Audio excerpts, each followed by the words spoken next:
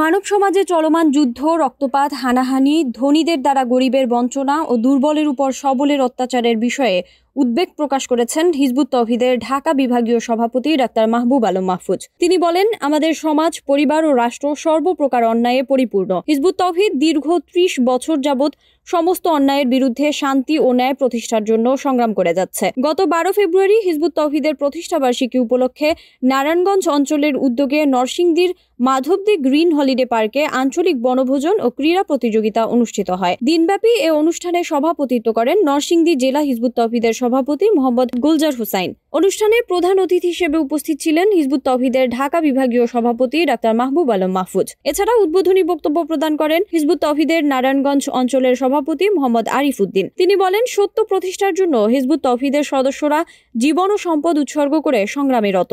যারা এই পথে প্রতিবন্ধকতা সৃষ্টি করছে তারা কখনোই ইসলামের অনুসারী হতে পারে না। তাদের বিকৃত মনোভাবের কারণে মানবজাতি মহাসত্য থেকে বঞ্চিত হচ্ছে। এখনই সময় ঐক্যবদ্ধ হয়ে আল্লাহ রাসূল সাল্লাল্লাহু আলাইহি ওয়াসাল্লামের প্রকৃত ইসলাম প্রতিষ্ঠার। অনুষ্ঠানের প্রথম পর্বে বিভিন্ন ধরনের ক্রীড়া প্রতিযোগিতা অনুষ্ঠিত হয় এবং দ্বিতীয় পর্বে পুরস্কার বিতরণ ও আলোচনা সভা হয়। অনুষ্ঠানে আরও উপস্থিত ছিলেন ঢাকা মহানগর দক্ষিণের সভাপতি মেজবাউল হক, ঢাকা মহানগর উত্তরের সভাপতি শহীদুল ইসলাম, গাজী শাহিদুল হাসান আইয়ুবী সহ জেলার বিভিন্ন দায়িত্বশীল ও মোজাহেদগণ।